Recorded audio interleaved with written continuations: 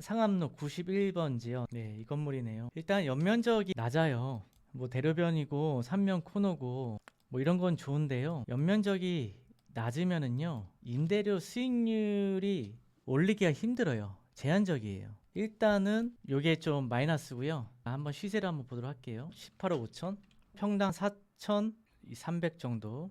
비교해 볼 수 있는 게 2021년 4월에 4,300에 거래가 되었는데, 시세는요 한 요 정도 되는 것 같아요. 4,300, 4,500. 그런데 문제는 뭐예요? 18억 5천에 사면 답이 없죠. 수익률이 안 나오니까. 결국은 이 건물은 리모델링을 반드시 해야 돼요. 원가가 올라간다는 거예요. 자, 리모델링 안 하면 2, 3층에 임대료 제값 받을 수가 없어요.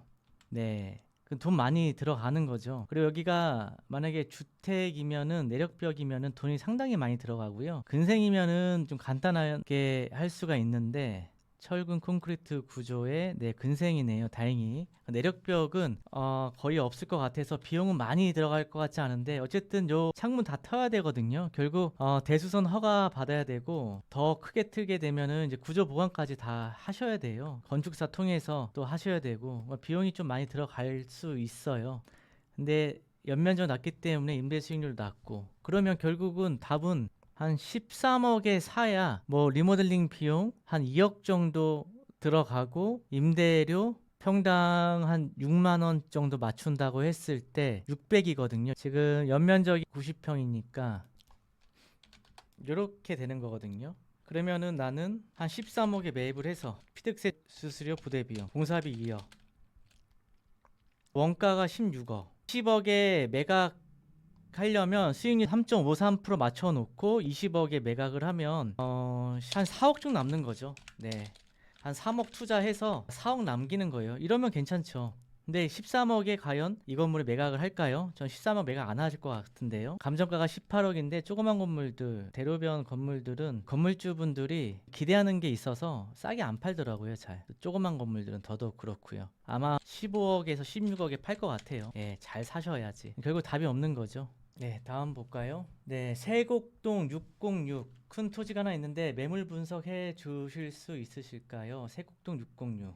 이게 접근을 이제 어떻게 하냐에 따라서 달라질 것 같아요. 여기에 이제 이렇게 건물을 짓겠죠. 이런 회사, 이런 사옥들이나 이런 것들을 이제 지어서 뭐 임대를 맞추거나 내가 직접 사옥을 사용하기 위해서 하는 건데, 그게 다예요. 여기는 내가 사옥 아니면 여기는 살 사람이 없어요. 그러니까 우리가 포항일 때는요, 서울의 어느 지역이든 금액만 맞으면 다 팔렸어요. 다 같이 올라갔으니까. 근데 이제 불황기잖아요. 앞으로 전망도 밝지 않고, 이제는요 가격이 올라간다는 그런 기대를 하는 사람이 거의 없어요. 올라가더라도 이런 데를 올라간다고 생각하는 사람은 없고, 그냥 핵심 지역은 올라간다고 생각을 하죠. 근데 이런데 강남구지만 강남 아닌 약간 외지죠. 지하철역도 없고 들어오기가 힘들다는 거예요. 사옥 아니면. 그리고 회사에서도요, 인재 뽑기가 어려워요. 이런 데는요. 왜냐면 교통이 불편하고 먹는 것도 불편하고, 그러니까 인재 뽑기가 어려우니까 회사들도요 이런 데로 사옥을 잡지 않습니다. 결국은 이런 데는, 사실 옛날에는 이런 게 시세만 좀 싸면은 거래가 되었지만, 지금은 여기에 집가 상승으로 투자를 하는 게 아니라 그냥 내가 필요로 해서, 아니면 투자할 사람이 없기 때문에 내가 매각하기가 굉장히 어렵다는 거예요. 완전 싸고 그렇지 않는다면은요. 예, 근데 이게 싸게 또 못할 것 같아요. 왜냐하면 이만한 땅이면 건축비만 해도 굉장히 많이 들어갈 것 같거든요. 요거 한 지하까지 파면은 거의 500평 이상 짓는 땅인데, 또 꽉 차게 지어야 되잖아요. 가치를 잘 받으려면. 평이면 50억이거든요. 그냥 단순 계산으로. 그럼 땅 3, 40억 주고 100억 넘어가면은 금액도 무겁고, 요거는 어려울 것 같습니다. 동교동 168-7번지 여기인데, 입지는 뭐 아주 좋죠. 감정가부터 보죠. 감정가는 좀 낮게 나왔네요. 58억. 매도자는 58억에, 평당 이게 58억이면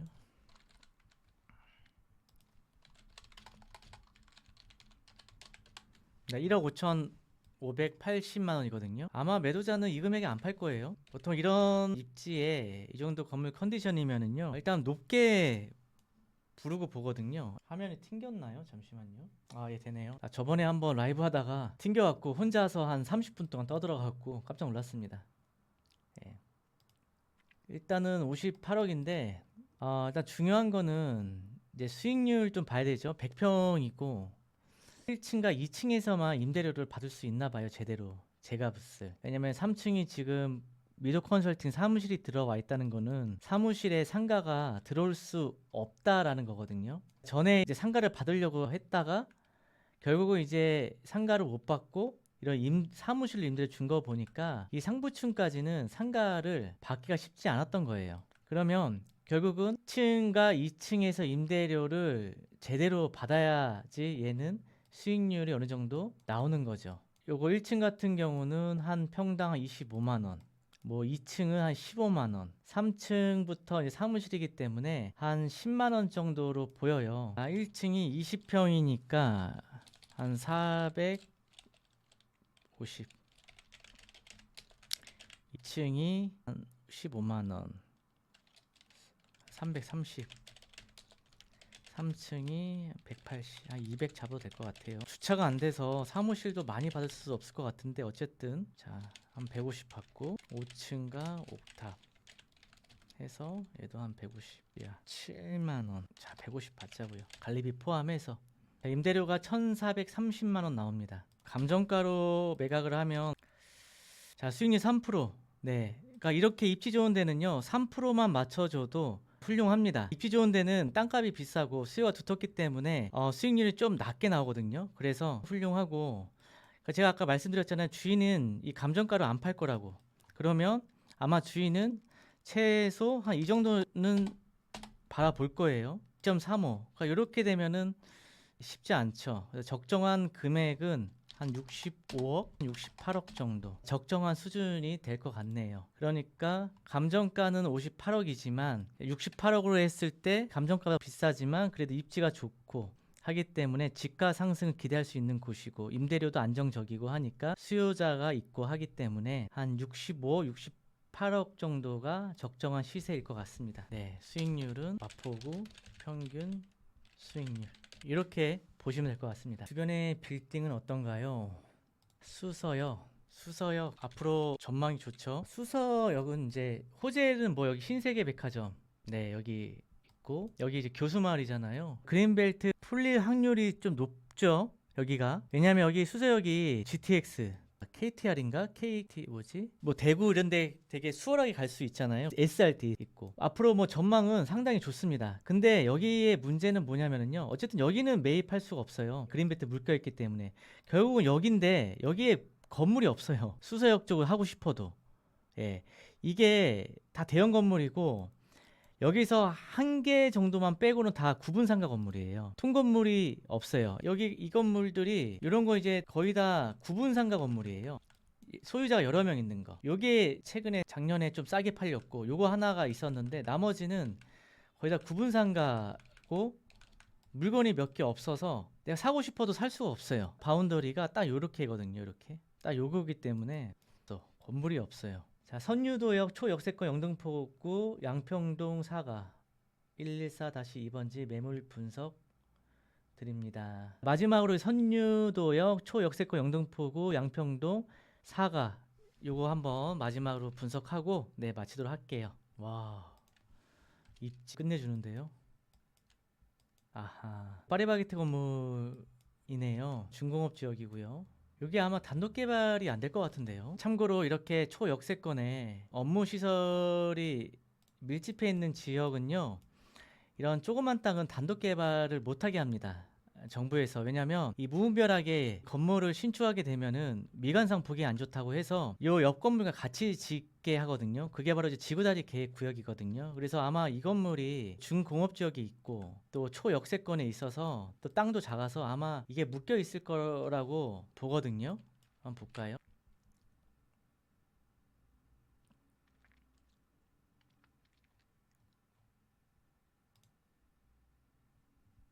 자, 맞죠? 네.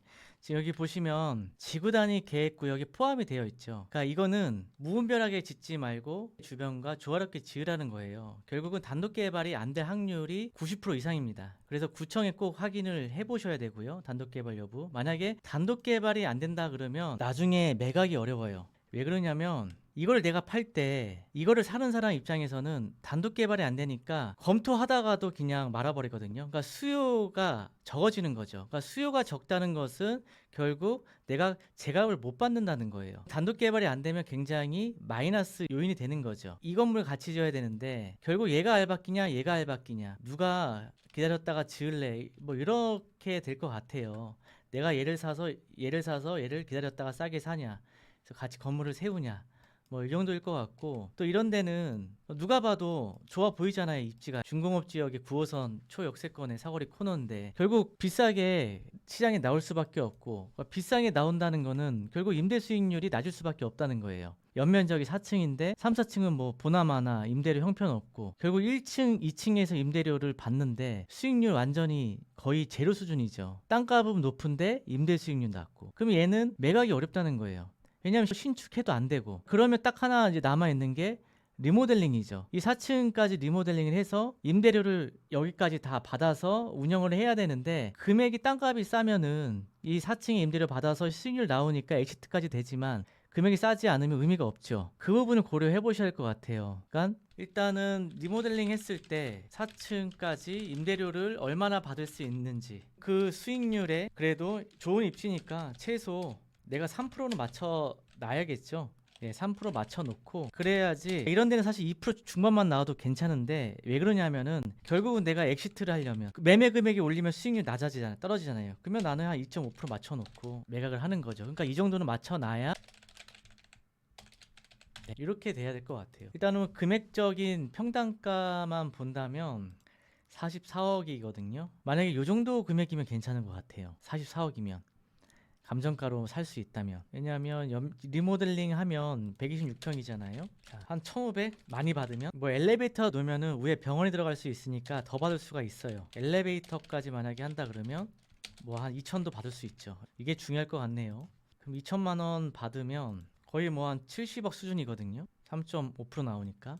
그래서 만약에 이 금액으로 사서 엘리베이터 놓고 임대료 뭐 한 1,800만 맞춰도 네, 3.18이니까 괜찮아요. 아, 62억의 매물이 등록되어 있다고요? 그러면 답이 안 나오죠. 원가가 75억인데 그 얘는 90억에 팔아야 한다는 얘기인데 이러면 안 돼요. 안 됩니다. 그냥 감정가 수준으로 본다면 괜찮을 것 같아요. 자, 오늘 영상은 이제 이것으로 마치도록 하겠습니다. 다음 주 또 수요일 날 또 라이브 영상에서 또 찾아뵙도록 하겠습니다. 늦은 시간까지 또 수고 많으셨습니다. 네, 마치겠습니다. 감사합니다.